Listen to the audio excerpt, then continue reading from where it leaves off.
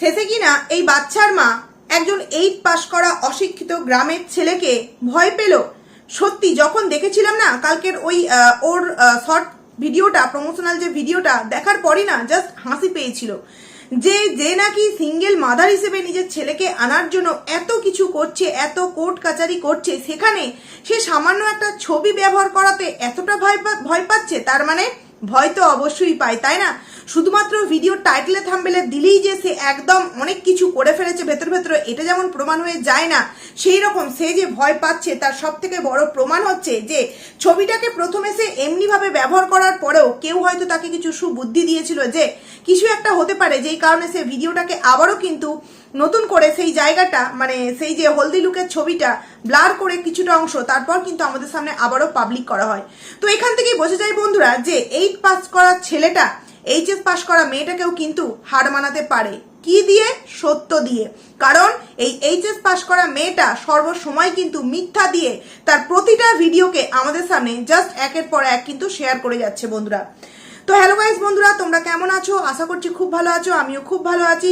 পায়েলস ফ্যামিলিতে নতুন একটা ভিডিওই তোমাদেরকে অনেক অনেক স্বাগত জানাচ্ছি। সারাদিন কোনো ভিডিও তো দিতে পারিনি কোনো একটা কারণবশত, তো তারপর মনে হলো না একটা ভিডিও অন্তত তোমাদের সামনে আমি দিই। তো অনেক কিছু শুনতে পাচ্ছি বন্ধুরা, অনেক কিছু আজকে তোমাদের সামনে আমি ক্লিয়ার করব এই সোমবার দিন, মানে 6 তারিখের হাইকোর্টে যাওয়া বিষয়টাকে নিয়ে। কোথায় কি কেস হলো, অনেকে অনেক রকম তাদের মতামত দিচ্ছে, আমি আমার মতামতটা তোমাদের সামনে দিতে চাই এবং আরও একটা বিশেষ গুরুত্বপূর্ণ কথা তোমাদের সামনে শেয়ার করতে চাই, যেটা কিনা আমার কমেন্ট সেকশনে আমার একজন দিদিভাই আমাকে কমেন্টস করেছে এবং জানতে চেয়েছে যে সন্দীপ দা মানে উকিল চেঞ্জ করেছে কিনা, বা এই সমস্ত বিষয় নিয়ে আমাকে কিছু প্রশ্ন করেছে। যতটুকুনি আমার জানা আছে এই বিষয়ে ততটুকুনি আমি ঠিক তোমাদের সামনে জানাবো। তো বন্ধুদেরকে রিকোয়েস্ট করবো ভিডিওটা নো স্কিপ করে পুরোটা দেখার জন্য। প্রথম কথা হচ্ছে যে এই যে বাচ্চার মা, সে এই যে সন্তানকে নেওয়ার জন্য এত কিছু স্টেপ অবলম্বন করছে, তার মানে সে তার সন্তানকে সিঙ্গেল ভাবে মানুষ করবে। তো তাকে কি বলা চলে? সিঙ্গেল মাদার বলা চলে। তো যেই মা তার সন্তানকে নেওয়ার জন্য এত কিছু মানে এদিক ওদিক ছোটাছুটি যাতায়াত নাকি করছে, সে সামান্য একটা ছবি ব্যবহার করাতে এতটা ভয় পাচ্ছে, তার মানে সেও কিন্তু ভয় পায়, কারণ সে যা কিছু করছে দিনের পর দিন মিথ্যে দিয়ে করছে। কতটা দুরবস্থা এই বাচ্চার মায়ের একবার ভেবে দেখো। তাদের বাড়িতে কিন্তু যতটা আমরা জানি এই তোমার টুকু ও কিন্তু মোটামুটি ভালোই মেকআপ জানে। সব থেকে বড় বিষয় হচ্ছে যেই মেকআপ আর্টিস্ট কিছুদিন আগে পর্যন্ত তার একটা ভিডিওর মাধ্যমে এই বাচ্চার মা কতটা ভালো এবং তার উপর কতটা অত্যাচার করেছে সন্দীপদার ফ্যামিলি, তার সেই যে মেকআপ আর্টিস্টের কাছে এই যে হলদি লুকটা সেজেছিল, আমি এখানে তার নাম নিচ্ছি না, তা সে কোনো এক ক্লায়েন্টকে সাজাতে গেছিল এবং সেখানে কিন্তু সেই বাড়ির কিছু মেম্বার কিন্তু এই বাচ্চার মা সম্পর্কে অনেক ভালো ভালো কথা বলেছিল এবং সন্দীপদার সম্পর্কে অনেক খারাপ খারাপ কথা বলেছিল, যেটা তোমরা কিনা মিনিমাম 1 থেকে 2 মাস আগে শুনে নিয়েছো। সেখান থেকে দাঁড়িয়ে 1-1.5 বছর আগে যেখানে এই সন্দীপদার বাড়িতে এই মেকআপ আর্টিস্ট এই বাচ্চার মাকে দিয়ে একটা হলদি লুক সবার সামনে এনেছিল নিজের প্রমোশনাল ভিডিও হিসেবে, সেখানে এখন সেই মেয়েটার সাথে তো ইনস্টাগ্রামে যথেষ্ট ভালো যোগাযোগ আছে। এমনকি যখন তাকে নিয়ে অনেক কথা বলা হয়েছিল তখন কিন্তু সে যে ভিডিওটা আমাদের সামনে দিয়েছিল এই বাচ্চার মাকে নিয়ে ভালো কথা বলা ভিডিও, সেই ভিডিওটাকে কিন্তু সে ডিলিট করে দিয়েছিল। ডিলিট করেছিল শুধুমাত্র কিন্তু বাচ্চার মায়ের কোনো কারণবশত বা তার জন্য নয়, ভিউয়ার্সদের কমেন্টসের চাপে পড়ে কিন্তু সে সেই ভিডিওটাকে ডিলিট বা প্রাইভেট যেটা হোক একটা করে দিয়েছিল। কিন্তু ইনস্টাগ্রাম এফবিতে কিন্তু তাদের মধ্যে খুব ভালো ঘনিষ্ঠ একটা বন্ধুত্বপূর্ণ কিন্তু সম্পর্ক আছে এই মেকআপ আর্টিস্টের সাথে, মানে যে হচ্ছে এই হলদি লুকটা যে ছবি দিয়েছিল, যে এই হলদি লুকটা সাজিয়েছিল এই বাচ্চার মাকে। তো সে এতদিনে কেন নিজের কোনো প্রমোশনাল ভিডিওর জন্য এই বাচ্চার মাকে আর ডাকলো না? আর কেন ডাকলো না? সব থেকে বড় কথা, নিজের বাড়ির মধ্যেই তো আছে এই যে বললাম টুকু, সেও মোটামুটি কিন্তু এই সমস্ত কাজ জানে। তাহলে সে কেন দিদিকে একটু এই হলদি লুক সাজিয়ে দিতে পারলো না, নর্মাল ভাবে সাজিয়ে দিতে পারলো না? এতটাই দুরবস্থা এই বাচ্চার মায়ের যে সে কোনো একটা প্রমোশনাল ভিডিও করবে, তার জন্য তার একটা হলদি লুকের এরকম একটা পিকচারের প্রয়োজন আছে, সেই পিকচারটাও কিনা তাকে তার হাজবেন্ডের কাছ থেকে চুরি করে নিতে হচ্ছে। না কেন বলবো না চুরি, সে যদি সৎ থাকতো যে ওটা আমার ছবি আমি নেবো, তাহলে সে ব্লার করছে কেন? সে তো আমাদেরকে প্রশ্ন করার মতো একটা পয়েন্ট তুলে দিয়েছে, সে ছবিটাকে ব্লার করে দিয়েছে, তাই আমরা চুরির এই কথাটাই বলতে বাধ্য হচ্ছি। সে যদি সাহস করে সেই ছবিটাকে আমাদের সামনে দিত তাহলে তো আমরা এই কথাটা বলতাম না। অনেকে বলবে তার আইডি, তার ছবি, আবার সে তার হাজবেন্ডের কাছ থেকে নিচ্ছে বলে তার হাজবেন্ড তাকে স্ট্রাইক দিতে পারে, সেই কারণে সে ব্লার করেছে। এখানে চুরির কি হলো? তো আমি একটা কথাই বলতে চাই যে হয়তো ওর ওই আইডিটা তোমরা দেখেছো যে ওর প্রথম, মানে এই বাচ্চার মায়ের যে প্রথম আইডি, সেটা যেটা কিনা এখন অন্য নামে ট্রান্সফার করেছে সন্দীপ দা, সেই আইডিটা ওর নামে মানে শু ড্যাশ, টাইটেলটা কিন্তু ছিল মিত্র। আমি তোমাদেরকে আগেও কিন্তু বলেছিলাম যে আইডিটা কিন্তু শুরু করা হয়েছিল বিয়েটা যখন ওদের মধ্যে ঠিক হয়ে গিয়েছিল, বিয়েটা ঠিক হওয়া মাত্রই কিন্তু আইডিটা শুরু হয়েছিল, যেই কারণে বিয়ে হয়নি তার আগেও তার আইডি শুরু হয়েছিল, অথচ টাইটেল কিন্তু দেওয়া ছিল মিত্র। কারণ কি, বিয়েটা ঠিক হয়ে গিয়েছিল, বিয়ে ঠিক হয়ে গিয়েছিল, তুমি একটা আইডি শুরু করো, তুমি বিয়ের পর এসে আমাদের বাড়িতে এসে ভিডিও করবে এবং তুমি আমার দিদি ফেমাস একজন পার্সন আছে, তো সেখান থেকে তুমিও কিন্তু ফেমাস হয়ে যাবে, বা তুমি আমি দুজনে মিলে ভিডিও করলে একটা ইনকামের রাস্তা এখান থেকে আমরা দেখতে পাবো। সে আইবুড়ো বেলা থেকে কিন্তু কোনো রকম ভাবে ফেমাস হয়ে সে কিন্তু তার আইডিতে জানতো না যে তার মিত্র পরিবারের বিয়ে হবে, তাই সে আগে থেকেই শু ড্যাশ মিত্র দিয়ে তার আইডি ওপেন করেছিল। যারা এই কথাটা বলে ওর আইবুড়ো বেলাকার এটা মানে বিয়ের আগেকার আইডি, তারা মনে হয় দেখেনি যে ওখানে ওর টাইটেলটা কিন্তু প্রথম থেকেই চক্রবর্তী ছিল না, প্রথম থেকেই কিন্তু মিত্র ছিল। ডে 1 যবে থেকে ওপেন করেছে তবে থেকেই কিন্তু মিত্র টাইটেলই ছিল, কখনোই কিন্তু ওটা চক্রবর্তী টাইটেল ছিল না বন্ধুরা। সেখানে হয়তো তার প্রথম ভিডিওগুলো তার ছবি দিয়ে রিলস যেগুলো কিনা টিকটকে তোমরা দেখতে পেয়েছো সেইগুলো দু একটা দিয়েছিল।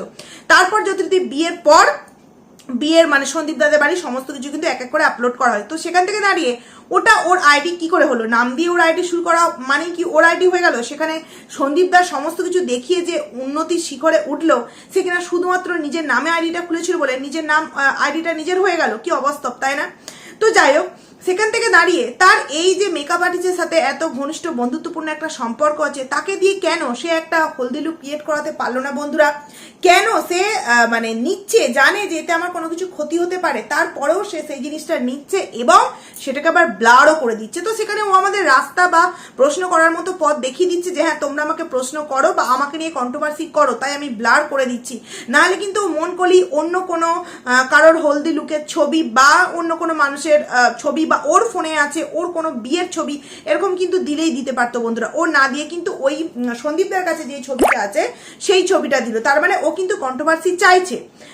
তো এখানে বিষয়টা হচ্ছে যে মা কিনা সিঙ্গেল মাদার হিসেবে ছেলেকে মানুষ করবার জন্য এত কিছু করছে, সেখানে তার মনে কতটা ভয় বুঝতে পারছো বন্ধুরা? জাস্ট মুখে এবং টাইটেলে থাম্বনেলে, ভেতরে ভেতরে কিন্তু কিছুই করে না। কারণ কি, 8 মাস আগে যে কিনা ভিডিও করে দেখায় এই যে আমি সমস্ত কাগজপত্র জমা দিলাম, সময় কিন্তু অনেকদিন লাগবে, 8 মাস হয়ে গেল পার, এখনো পর্যন্ত কিন্তু সেই সম্পর্কে আমরা কোনো কিছু জানতে পারলাম না বন্ধুরা। তার মানে আমরা বুঝতে পেরেছি যে ওটা ফলস কোনো কাগজ কিন্তু জমা দেওয়া হয়েছিল। এটা তো গেল একটা বিষয়। এইবার আসছি 6 তারিখ যে সন্দীপ দা, সঙ্গীতা ম্যাডাম, সীমাদি ভাই আরো যে অনেকে ছিল তারা যে হাইকোর্টে গিয়েছিল, সেখানে অ্যাকচুয়ালি কি হয়েছে? কারণ কি, অনেকেই এরকম কিছু কথা বলছে যে ইকোর্ট অ্যাপ থেকে নাকি এরকম জানা গেছে, বা আমিও দেখেছি যে ওখানে নাকি এরকম একটা পুরনো কোনো কেসকে রিনিউ করার জন্য যাওয়া হয়েছিল এবং সেখানের 6 তারিখ তো ওটা রিনিউ হয়েছে এবং নেক্সট ডেট পড়েছিল মনে হয় 10th মে, এরকম একটা ডেট পড়েছে। তো অ্যাকচুয়ালি যদি তাহলে ওখানে যদি সঙ্গীতা ম্যাডাম তার কোনো পার্সোনাল কাজের জন্য ওখানে গিয়ে থাকে, তাহলে সন্দীপ দা তথা সীমাদি ভাই এরা কি করতে গিয়েছিল? এরা তার মানে ফটো সেশন করতে গিয়েছিল, এরকম কিছু কথা কার মুখ থেকে আর শুনবো? দালালের মুখ থেকেই শুনতে পাচ্ছি, কারণ দালাল ইকোর্ট অ্যাপ থেকে যেমন আমরা দেখতে পাচ্ছি ও দেখে সমস্ত কিছু আমাদের সামনে বলে দিল। এবার আমি তোমাদের সামনে একটা কথা বলতে চাইছি, দেখো হতেই পারে, জাস্ট তোমাদের সামনে এমনি আমার মতামত একটা জানাতে চাইছি, হতেই পারে যে সেখানে সন্দীপদার মতো করে কিছু একটা অ্যাপ্লাই অবশ্যই করেছে, যেখানে কিনা সেটা হয়তো তোমরা ইকোর্ট অ্যাপে দেখতে পাচ্ছ না। কারণ দেখো, আমি এখানে একটা তোমাদেরকে আমি ক্লিয়ার করে বললে হয়তো বলতে পারতাম, কিন্তু এখানে আমার ক্লিয়ার করে বলার মতো, সত্যি কথা বলতে এই সময়টা ক্লিয়ার করে বলার মতো নয়। হতেই পারে যেমন সঙ্গীতা ম্যাডাম সন্দীপ দা তথা সীমাদি ভাইয়ের পাশে সবসময়ের জন্য আছে, সেই রকম সঙ্গীতা ম্যাডাম তার যে কোনো কাজে গেছে সেখানে সাথ দেওয়ার জন্য সন্দীপ দা আর তোমার এই সীমাদি ভাই গেছে। কিন্তু এই জায়গায় তোমাদের আমি একটা কথা বলতে চাই যে না, সন্দীপ দা কিন্তু শুধুমাত্র ফালতু সাথ দেওয়ার জন্য যায়নি, সাথ দেওয়ার জন্য অবভিয়াসলি গেছে, তার সাথে সাথে কিন্তু নিজের সন্তানের জন্য কোনো একটা স্টেপ নেওয়ার জন্য কিন্তু সেখানে গেছে বন্ধুরা, যেটা হয়তো তোমরা ইকোর্ট অ্যাপে দেখতে পাচ্ছ না। কারণ অনেক কিছুতে অনেক কিছু হয়ে যায়, তোমরা কি সমস্তটা জানতে পারো? অনেক কিছু অনেক রকম ভাবে ঘটে যায় যেটা কিন্তু তোমরাও জানতে পারো না। হতেই পারে সন্দীপ দা সেখানকার কোনো মানুষের সাথে এমন কিছু আলাপ আলোচনা করতে চেয়েছিল যেটা কিনা শুধুমাত্র ওই দিন ছিল কথা বলার ডেট, তাদের সাথে কথা টথা বলে সমস্ত কিছু ঠিক কিভাবে কি করলে, কোন দিক দিয়ে কি করলে কি করা যায় সেইটা আলাপ আলোচনা সারাদিন ধরে করেছে। করার পর তার দেওয়া কোনো ডেটে আবারও সন্দীপ দাস সেখানে গিয়ে সেই সমস্ত জিনিসপত্র জমা দিয়ে আসবে। বন্ধুরা, হতেই পারে এরকম কিছু, সেই সমস্ত কিছু যে ইকোর্ট অ্যাপে দেখা যাবে, কারণ ইকোর্ট অ্যাপে সেইগুলোই দেখা যাবে তোমার যেগুলো কিনা ওখানে ফাইল করা হচ্ছে, তাই না, সেইগুলোই দেখা যাবে। কিন্তু কেউ কারোর সাথে কথোপকথন করতে গেছে, কোনো পার্সোনাল বিষয়ে জানতে গেছে যে আমি এই স্টেপটা নিয়ে ঠিক কোন দিকে এগোবো, বা আমার সাথে কেউ এরকম চিট করেছে, এই বিষয়টা থেকে আমি কি করে বেরিয়ে আসবো, এইগুলো জানার জন্য তো কেউ ইকোর্ট অ্যাপ সার্ভিসে গিয়ে দেখলে সেগুলো তো দেখতে পাবে না, কারণ সেগুলোর জন্য তো ডেট ফাইল হবে না, তাই না। তাই যারা শুধু বলছে যে সন্দীপদা ফটো সেশন করতে গেছে, তো তাই সন্দীপদা ফটো সেশন করতে গেছে, সন্দীপদা ফটো সেশন করতে গেছে না কি করতে গেছে, কি হবে আগামী দিনে সেটা তোমরা তখনই জানতে পারবে, এখন নাই বা তোমরা জানলে। তো এটা একটা ক্লিয়ার করে বলে দিলাম। এইবার আসছি আরো একটা বিষয় নিয়ে, যেটা কিনা আমার কালকের ভিডিওর কমেন্ট সেকশনে একজন দিদিভাই আমাকে কমেন্টস করেছে যে শুনলাম নাকি সন্দীপদা নাকি তার উকিল বলো লয়ার বলো চেঞ্জ করেছে, তো এটা কি সত্যি? তো এটা কোথা থেকে জেনেছে আমি জানি না, তবে আমার মনে হয় কোথা থেকে আবার জানবে, এই ওয়াইটির যে মোস্ট পপুলার দালাল তার কাছ থেকে হয়তো জেনেছে। তো আমি যতটুকুনি যা জানি তোমাদের সামনে আমি ক্লিয়ার করে বলতে চাই। আমি অনেকদিন আগে একটা কথা আমি তোমাদের সামনে কিন্তু বলেছিলাম। কি কথা বলেছিলাম?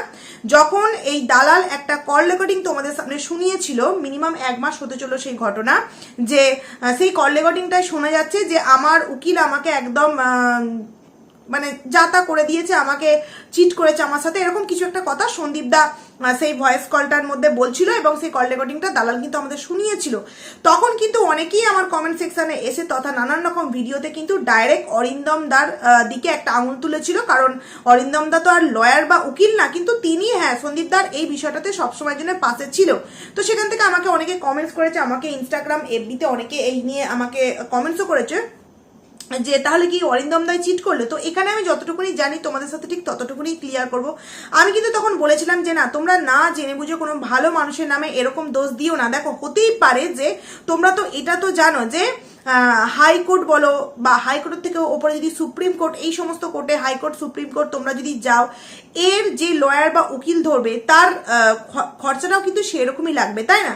এবার যখন তোমরা দেখবে, আমি জাস্ট তোমাদের সামনে একটা এক্সাম্পল দিচ্ছি, তোমরা যারা বোঝার তারা বুঝে নেবে, এর থেকে আমি বেশি ক্লিয়ার করে কিছু বলতে পারবো না। এবার অনেক সময় কি হয় যে আমার কেসটা মোটামুটি সলভ হয়ে গেছে, আমাকে আর এই বিষয়ে কোনো কিছু করতে হবে না, যা কিছু করা হয়ে গেছে। এইবার টুকটাক মাসের যে ডেটগুলো আছে সেই ডেটে যেতে হবে, হিয়ারিং এর ডেট পড়লে যেতে হবে, এবং আবার যদি সেই তরফ থেকে নতুন করে কোনো কেস আছে তারপর আমাদেরকে আবারও নতুন করে পদক্ষেপ নিতে হবে। যতক্ষণ না এই তরফ থেকে নতুন কোনো স্টেপ আমাদের কাছে আসছে, যে কোনো কাগজ এসে পৌঁছাচ্ছে, ততক্ষণ পর্যন্ত আমাদের আর কিছু নতুন করে স্টেপ নিতে হবে না, কারণ আমরা যা কিছু করার তা কিন্তু আমরা করে ফেলেছি। করে ফেলার পর কি হয় যে তাহলে অনেকের মনে এরকম প্রশ্ন ওঠে যে তাহলে আমার যেহেতু সমস্ত কিছু কমপ্লিট হয়ে গেছে, তাহলে আমি অত টাকা কেন ফালতু খরচা করব, কেনই বা আমি ওই উকিলটাকে ধরে রাখবো। এটা আমার মনের ভাবনা, এটা নাও হতে পারে, আমি বারবার বলছি এটা নাও হতে পারে, আমার মনের ভাবনা।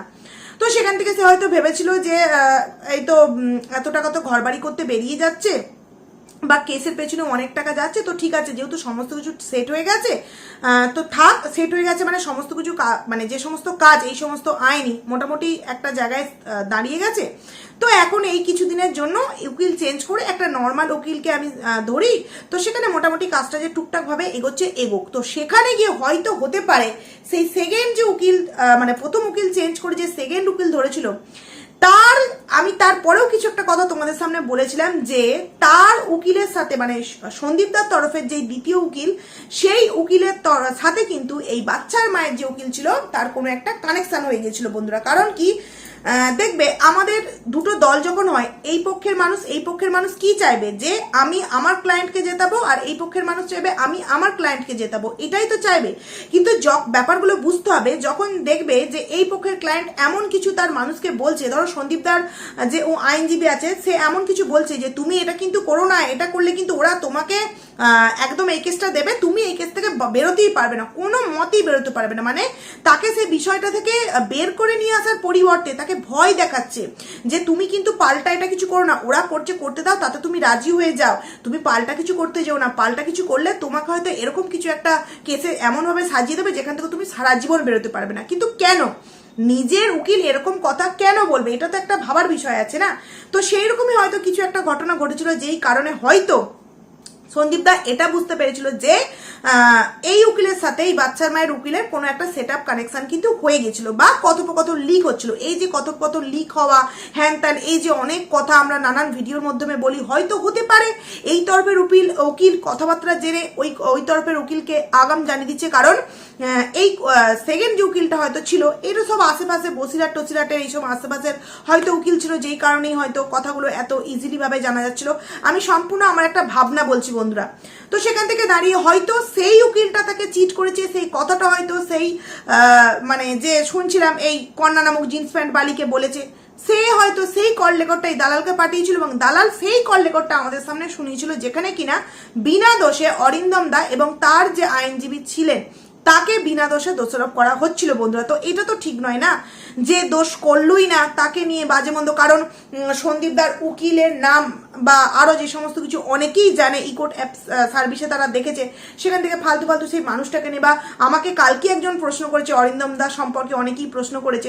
তো সেখানে আমার মনে হচ্ছে এই সমস্ত বিষয়ে উত্তর না দেওয়াটাই ভালো। তবে হ্যাঁ, আবারও আজকে যখন প্রশ্নটা মানে করা হলো আমার ভিডিওতে, যে একজন আমাকে একটা দিদিভাই কমেন্টস করে জানিয়েছে যে হ্যাঁ সন্দীপ নাকি উকিল চেঞ্জ করেছে, তখন আমার মনে হলো যে না, যেটা আমার পার্সোনাল মতামত সেটা অন্তত আমার বন্ধুদের সামনে বলা উচিত। কারণ একজন ভালো মানুষের নামে কিছু ভিউয়ার্সদের মনে হয়তো ভুল ধারণা জন্মেছে যে হয়তো সন্দীপদার ওই প্রথমকার উকিল হয়তো অরিন্দমদার এই সন্দীপদার সাথে হয়তো চিট করেছে। তাই হয়তো আমি তোমাদের সামনে কতটা ক্লিয়ার করে বলে দিলাম, যেহেতু আমার কাছে একদম একটা কমেন্টস কিন্তু এসছে, আমি কিন্তু স্ক্রিনশট নিয়ে রেখেছি যে এরকম নাকি সন্দীপদার লয়ার বা উকিল চেঞ্জ করেছে। তো হতেই পারে এরকম যে প্রথম উকিল যেহেতু মানে ছিল হাইকোর্ট বা সুপ্রিম কোর্টে, যেখানে আমি তো জানি না, তো সেখানে পয়সাটা হয়তো বেশি লাগছিল, যে কারণে হয়তো নর্মাল কেসটা যেহেতু একটা জায়গায় এসে দাঁড়িয়েছিল সেখানে চেঞ্জ করেছিল। বারংবার বলছি আমার ভিউয়ার্সরা প্রচন্ড বুদ্ধিমান, তারা বুঝে নেবে আমার কথা বলার ধরন দেখে, ঠিক আছে? তো সেখান থেকে চেঞ্জ করেছিল এবং চেঞ্জ করেছিল হয়তো বসিরহাট বা আশেপাশের কোনো একজন উকিলকে ধরেছিল, যিনি কিনা তার কথার মাধ্যমে বুঝিয়ে দিয়েছিল যে আমি কিন্তু আছি সেটিংয়ে যথারীতি, এবং সেই উকিলই কিন্তু সন্দীপ দাকে চিট করেছিল বন্ধুরা। তো তারপর জানি না সন্দীপ দা নেক্সট পদক্ষেপ কি নিয়েছে বা কি নেবে, কি নিলে তার পক্ষে ভালো হয় বা কোনটা না নিলে তার পক্ষে ভালো হবে, আর কোনটা গ্রহণ করলে তার পক্ষে মানে ভালো হবে। এই কারণে আমি আমার ভিডিওতে বারংবার তাকে বলেছি যে খাল কেটে কুমির এনো না, বা এরকম অনেক সময় আমি তাকে বলেছি যে তুমি এমন একটা মানুষের হাত ধরলে, হ্যাঁ, যে মানুষটা হয়তো তোমার জীবনের সব থেকে বড় খারাপ কিছু ডিসিশন নিতে চলেছে, এরকম অনেকবার আমি বলেছি সন্দীপ দাকে ভিডিওতে। তো সবার পক্ষে তো সব ভিডিও দেখা সম্ভব নয়, যতটুকুনি ভিউয়ার্স হিসেবে আমার ভিডিওর মাধ্যমে জানানোটা উচিত বলে মনে হচ্ছে ঠিক ততটুকুনিটাই জানিয়েছি। তো যাই হোক, আমি তোমাদের প্রশ্নের উত্তর আশা করছি দিয়ে দিতে পারলাম, যে হ্যাঁ তোমরা যেটা তুমি যে কমেন্টসটা আমাকে যত সম্ভব, শ্রাবণী দিদিভাই হয়তো তুমি আমাকে কমেন্টসটা করেছিলে, তো আমি তোমার অ্যান্সারটা দিয়ে দিতে পারলাম। এটা আমার পার্সোনাল মতামত, তারপর তুমি যথেষ্ট বুদ্ধিমান দিদিভাই এবং আমার ভিউয়ার্সরাও বুদ্ধিমান, তোমরা বুঝে যাবে।